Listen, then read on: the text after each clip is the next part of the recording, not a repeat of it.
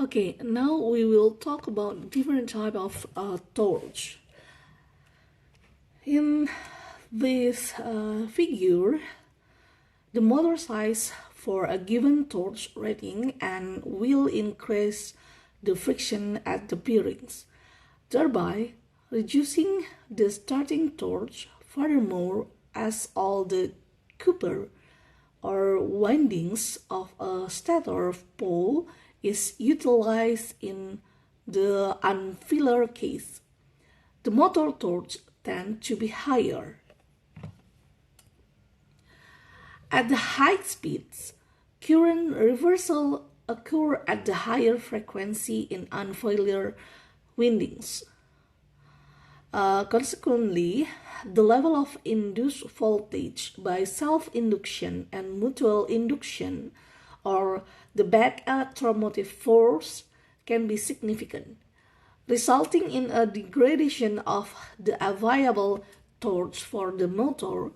For this reason, at the high speed or the high stepping rate, the effective or the dynamic torque is typically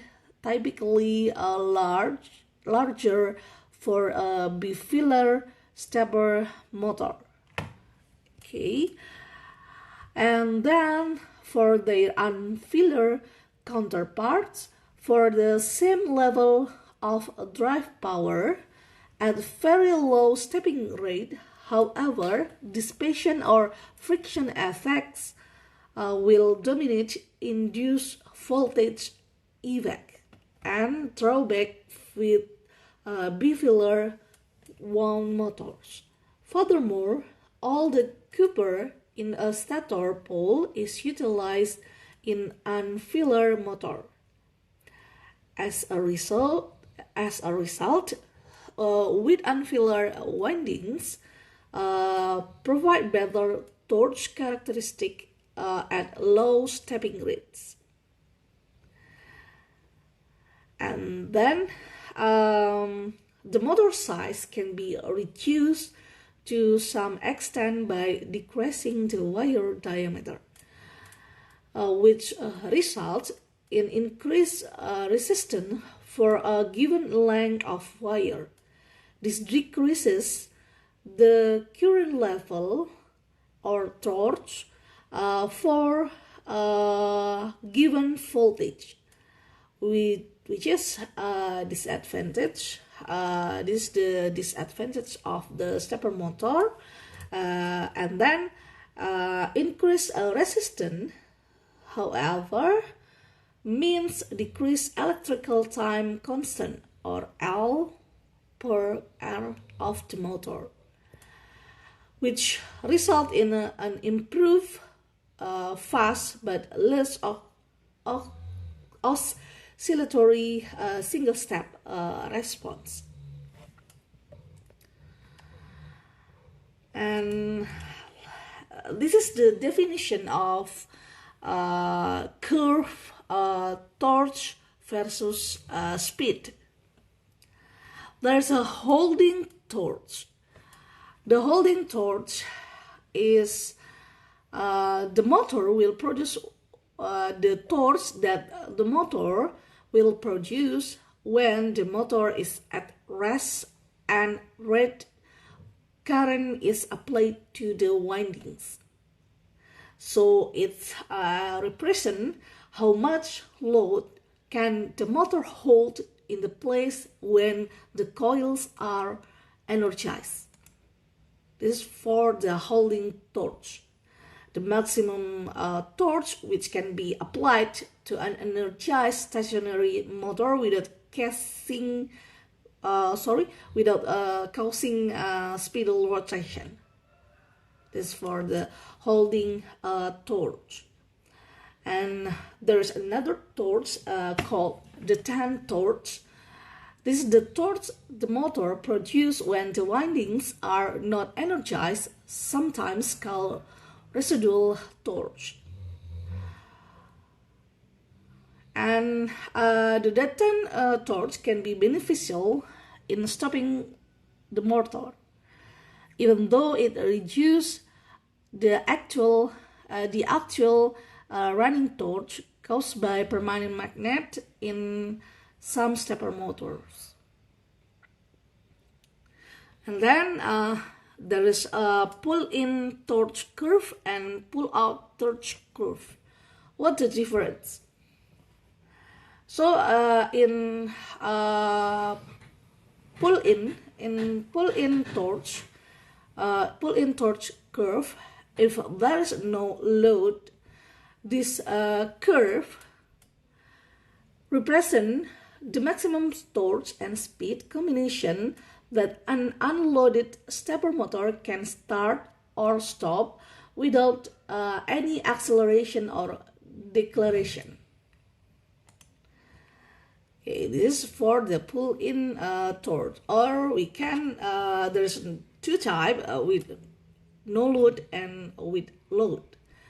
So in general, the pull-in torque curve is the maximum torque against which a motor will start at a given pulse rate and reach synchronism without losing a step. And then in the inertial load, pull-in torque curve in inertial load, this curve represents the maximum torque and speed combination of that stepper motor with an inertial load or a damper can supply to a load and start or stop without any acceleration or deceleration. In order to operate above the pull-in torque curve, the motor must be accelerated into or decelerated out the slew rate. Before I explain about the pull-out torque curve, there's a definition about the slew region. Slew region is the range of the switching rates between pull-in and pull-out in which a motor will run in synchronism but cannot start or reverse. So this is the region between pull-in and pull-out when the motor is run to synchronize. And now we will talk about the pull-out torque curve. Pull-out torque curve is represent the maximum torque that stepper motor can supply to a load at any given speed. Any torque or speed required that exceeds or goes above this curve will cause the motor to lose synchronism. And then this is for the pull-out torque. And for the pull-out rate, the maximum switching rate at which motor will remain in synchronism while the switching rate is gradually increased. And then we will talk about what is speed. Speed, this is the horizontal axis, shows that the shaft speed of the motor and in what units. Okay, for example, RPM or PPS or Hertz. And there is a maximum start rate with no starting speed. This is the maximum no load starting speed and the maximum speed at which the motor can be started in synchronism with no load attached and no acceleration used. It is usually shown as the tick mark label of Fs. On the horizontal axis. And that's the dynamic torque. The dynamic torque is the torque developed by a motor at very slow stepping speeds. Yeah, this is called dynamics. Torques. Okay, this is the stepper motor terminology to know the characteristic of the stepper motor. Okay, next we will talk about the polarity reversal. One common feature in any stepper motor is the stator of the motor contains several pairs of field winding that can be switched on to produce electronics pole pair at the north and south. These pole pairs effectively pull the motor rotor in sequence so as to generate the torque for motor rotation.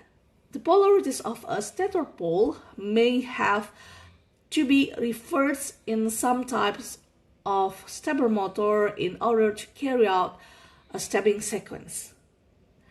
And the polarity of stator pole can be reversed into two ways. First, there's only one set of winding for a group of stator poles, and the second is two sets of windings for a group of stator poles. This is the case of bifilar windings or double file two coils winding. Only one set of winding is energized at a time, producing one polarity for this group of poles. So it should be clear that the drive circuit for unfilar, single file or single coil windings somewhat complex because current reversal. For example, bipolar circuit is needed. So specifically, a bipolar drive system is needed for a motor with unfilar windings in order to reserve the polarities of the poles when needed.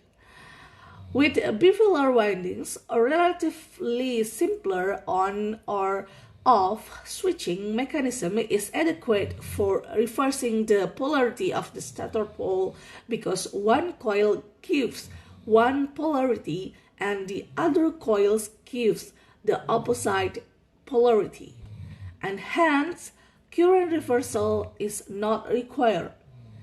It follows that a unipolar drive system is adequate for a bifilar wound motor.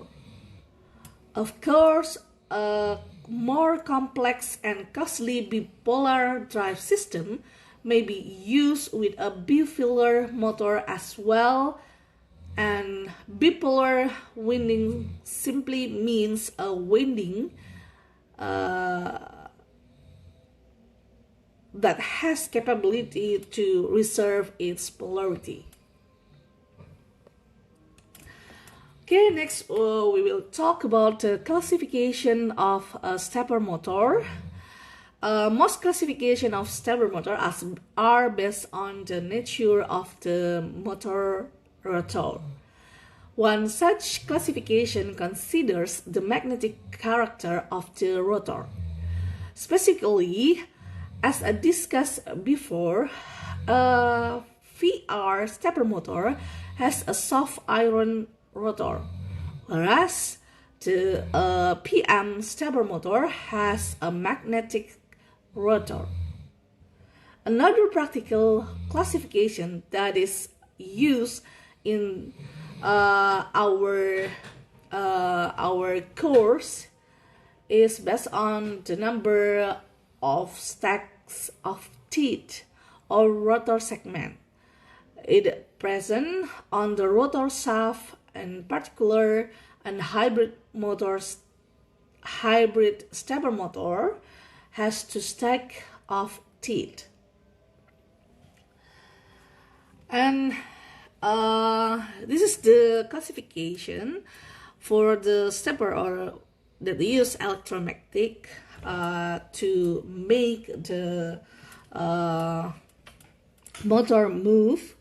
So there is a variable reluctance or VR with soft iron rotor, and PM magnetic rotor, and a hybrid with a single pole stake. And then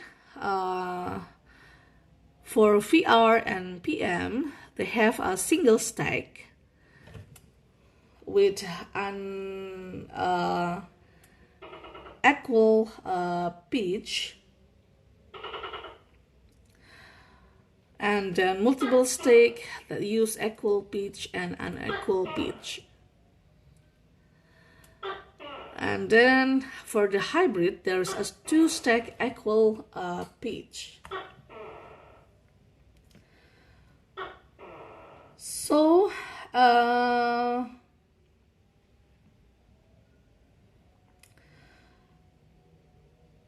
for this subclassification,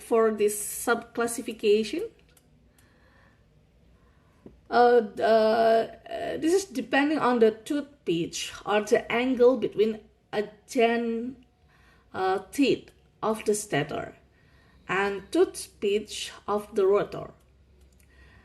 In the single stack stepper motor, the rotor tooth pitch and the stator tooth pitch generally have to be unequal,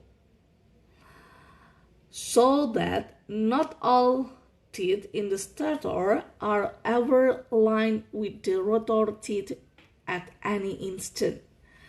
It is a misaligned teeth that exert the magnetic pull, generating the driving torque. So this is for the single stack. In each motion increment, the rotor turns to the minimum reluctance or the stable equilibrium. The minimum reluctance position corresponding to the particular polarity distribution of the stator. And then for the multiple stack stepper motors, operation is possible even when the rotor tooth pitch is equal to the stator tooth pitch, provided that at least one stack of rotor teeth is rotationally shifted or misaligned from the other stack by a fraction of the rotor tooth pitch. In this design, it is interstack misalignment that generates the drive torque for each motion step. It is obvious that an equal pitch multiple stack stepper are also practical possibility. In this design, each rotor stack operates as a separate single stack stepper motor. And then the stepper motor, we describe some geometric, mechanical design and operation aspect of a single stack and multiple stack stepper motor. One point to remember is that some from a geometric or magnetic misalignment of teeth is necessary in both types of motors. A motion step is obtained by simply redistributing or switching the polarities of the stator, thereby changing the minimum reluctance, the then position of the rotor. Once is a stable equilibrium position is reached by the rotor. The stator polarities are switched again to produce a new detent position. In descriptive example, it is more convenient to use VR stepper motor, but the principle can be extended in straightforward manner to cover PM and H-bridge stepper motor as well, or the hybrid stepper motor.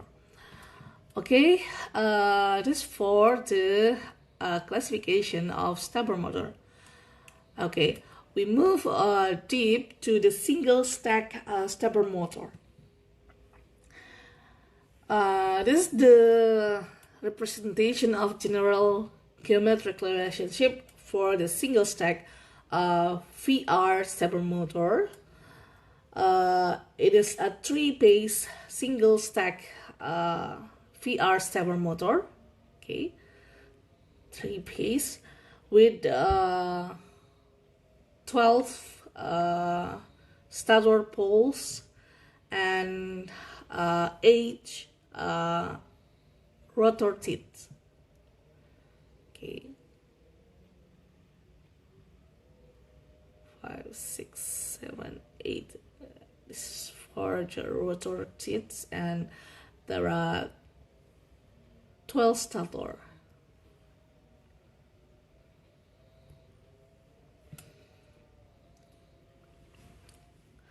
Okay, so this motor has 3 phases of winding with P equals to 3 in the stator, and then there are 8 teeth in the soft iron rotor. Okay, they have H, and 3 phases are numbered as 1, 2, 3. Each phase represents a group of 4 stator poles wound together, and the total number of stator poles with NS, so the NS is 12.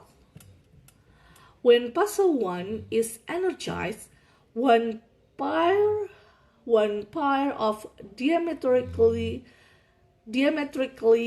opposite poles become north. Okay, become north. And then the other pair in that phase located at 90 degree from the first pair, so 90 degree, we get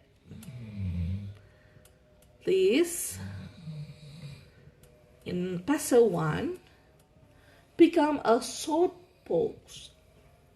Furthermore, a geometrically orthogonal set of 4 teeth or the rotor will align themselves perfectly with these 4 stator poles. This is the minimum reluctance stable equilibrium configuration. There is a misalignment of 19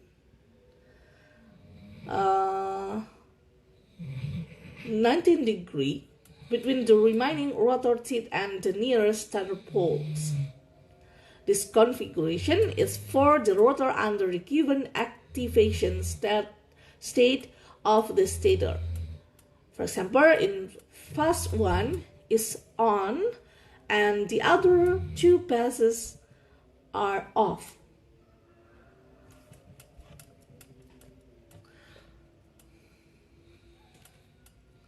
So this is to compute if the pitch angle defined as the angle between 2 adjacent teeth, whereas denoted as theta is in degrees, and the number of teeth is denoted by N. We have stator pitch as theta s. This is a stator pitch, and the value is equals to 360 degrees per ns. And the rotor pitch, we call it theta r. is equals to 360 degree per nr. Okay, sorry.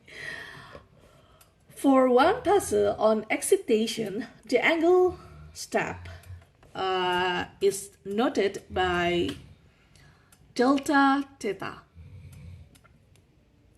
which should be equal to the smallest misalignment between a stator pole and an adjacent rotor tooth in any stable equilibrium state.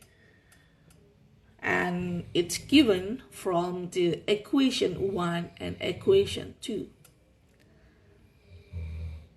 We can see that the delta theta is equals to theta r minus r dot theta s. And this is for the theta r that more than theta s. Okay, this is for the delta theta, and then for delta theta, which is for the greater theta s minus r dot theta r, and this is for the theta r that less than theta s.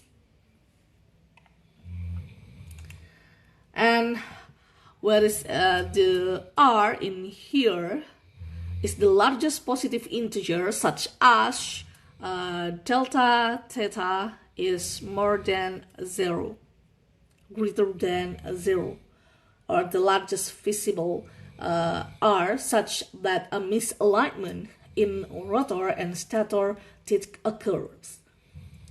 It is clear that the arrangement shown in this figure before, okay, for this figure, there is an S is 12 and an R is 8 here. We can take that the theta r is 360 degree, and then per or divided by h is 45 degree, and theta s is 360 degree divided by 12. So the result is 30 degree. Hence, the delta theta is 45 degree minus 30 degree, and the result is 15 degree at the state earlier. Now, if passer 1 is turned off and the passer 2 is turned on, the rotor will turn 15 degree in the counterclockwise direction to its new minimum reluctance position. Okay, and if the passer 3 energized instead of passer 2, the rotor would turn 15 degree clockwise. It should be clear that half this step size is half step is 7.5 degree. Okay, and for example, first turn on pulsar 1, next turn on pulsar 2 will pass 1 while pulsar 1 is on, so that two like poles are adjacent location. As the equivalent or resultant field of two adjoining like poles is midway between the two poles, the two rotor teeth will orientate symmetrically about this pair of poles, which is the corresponding minimum reluctance position. It is clear that this corresponds to a rotation of 7.5 degree from the previous detent position in the counterclockwise direction. For executing the next half step in the counterclockwise direction, we will turn off pass 1 while pass 2 is levered. In summary, the full stepping sequence for the counterclockwise rotation is 1. So this is for the counterclockwise rotation. 1, 2, 3, 1. Okay, and for the clockwise rotation, is it 1, 3, 2, 1. This is for the full step in the clockwise rotation, and this is for the full step for the counterclockwise rotation. And for the half stepping sequence for the counterclockwise rotation is 1. This is the half step. 1 and then 1, 2, so in here, and then 2, and then 2, 3, and then 3, and then next is 3, 1, and then 1. This is for the clockwise counterclockwise rotation, and for the clockwise rotation, is it 1 and then 3, 1, and then 3, and then 2, 3, and then 2, and then 1, 2, and 1. This is returning to the full stepping. Observe that as each switching of the paces corresponds to a rotation of delta theta, and there are p number of paces, the angle of a rotation for a complete switching cycle of the p switches is p delta theta in a switching cycle. The stator polarity distribution returns to the distribution that it had in the beginning. Hence, in one switching cycle, the P switches, the rotor should assume a configuration exactly like what it had in the beginning of the cycle. That is, the rotor should turn through a complete pitch angle of the theta arm. Hence, the following relationship exists for the one phase on case theta r equals to P delta theta. And if we substituting this equation into equation 1, we have theta r equals to r theta s plus theta r divided by p for the theta r greater than theta s. And similar with the equation 2, we have theta s equals to r dot theta r for the rotor, s is for the stator, plus theta r divided by p for the theta r, or the degree of the rotor, is less than the theta s. So where is this theta r?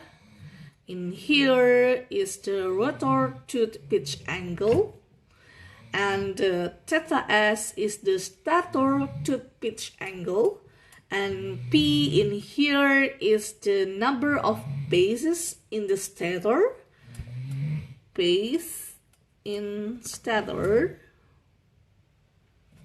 and then r in here is the largest visible positive integer. Positive integer. Okay, this for the single stack step motor. Next, by definition of the pitch angle, equation in before, equation 4 before, we can get 360 degree divided by nr equals to r multiplied by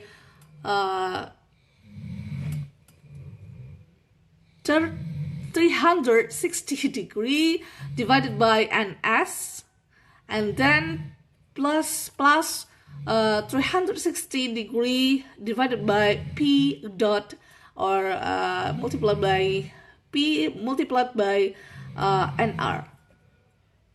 Or we can write ns equals to r dot nr plus ns divided by p for the ns greater than nr.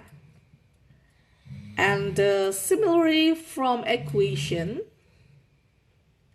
we can get nr as r equals to r dot ns plus ns per or divided by p. This is for the ns less than nr. So the finally the number step for the revolution is n equals to 360 degree divided by delta theta. Okay, this is for the delta theta.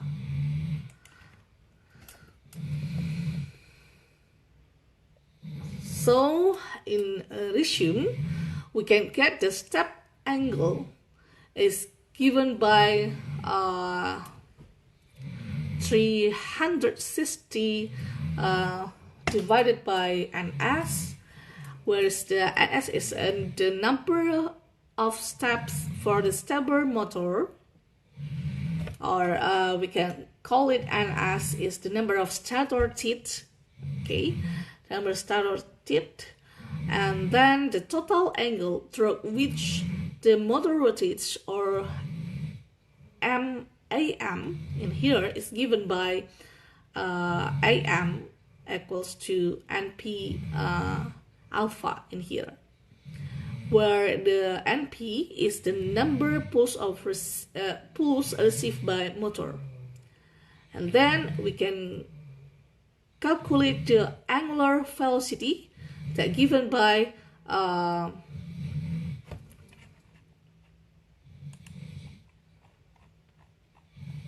this is the angular velocity is equals to 2p fp. Fp is the pulse frequency, and then the omega, or the angular velocity, divided by 2p fp divided by ns.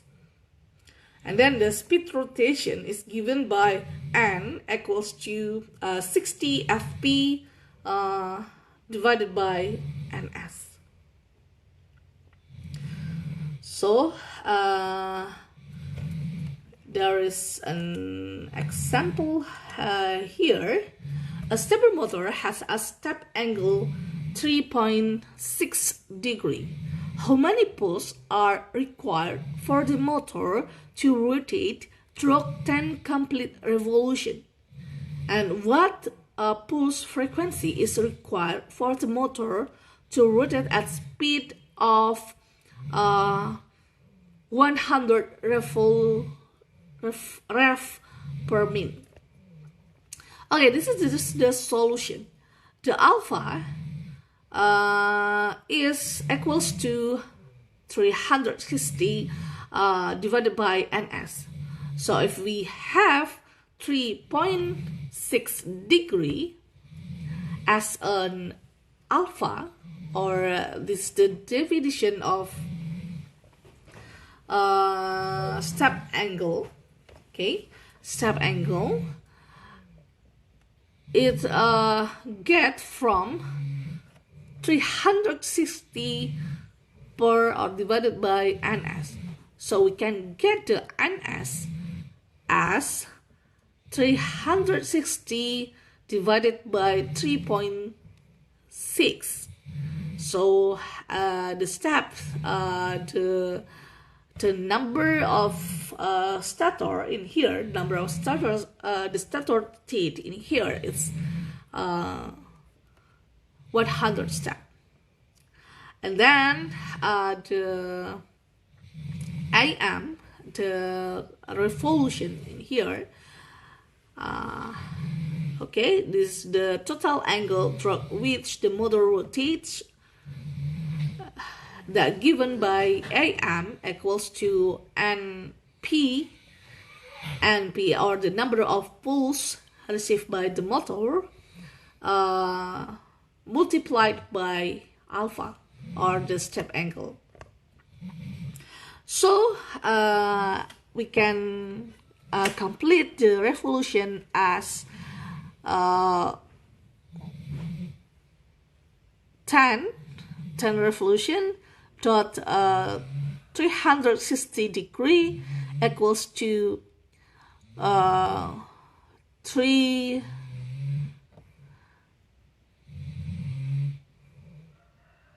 3,600 degree as a AM. Therefore, the NP equals to 3,600 divided by 3.6. So the pulse we get 100 pulses.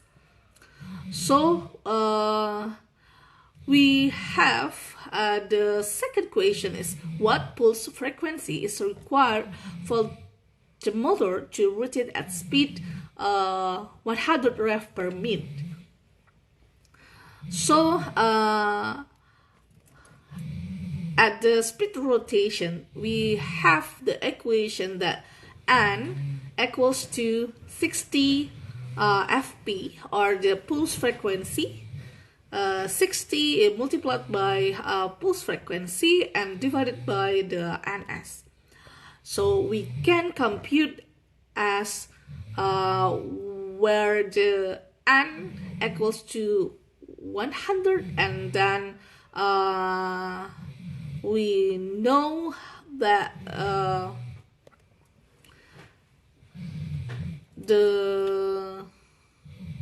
for these cases, for this rotation, there is a 6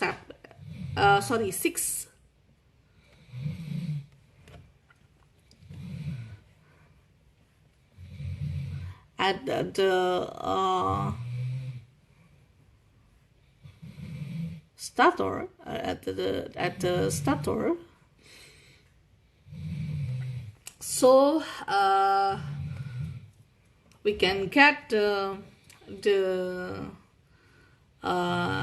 speed as 100 equals to 60 fp per 100, or divided by 100.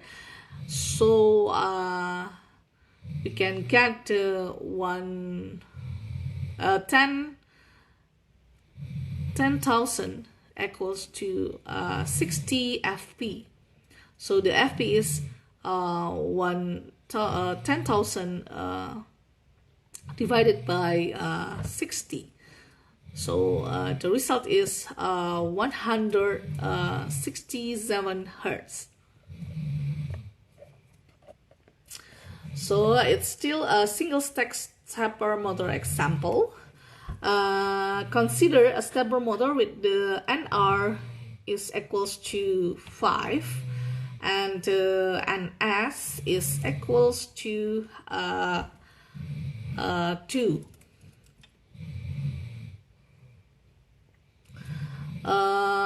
And a schematic representation is given as a two-pole stepper with a 5-tooth rotor. In this case, theta R is equals to 360 degree divided by 5, because the NR is 5. So the result is 72 degree. And theta S is 360 degree divided by 2, and the result is 180 degree. So from the equation before, we can get the delta theta as 180 degree minus R multiplied by 72 degree. Here the largest visible value for the R is 2. Okay, because the pole in the pathway is 2, which corresponds to a step angle of the delta theta equals to 180 degree minus 2 multiplied by 72 degree. So the result is 36 degree. This further confirmed by the equation 3 before, which is gives delta theta as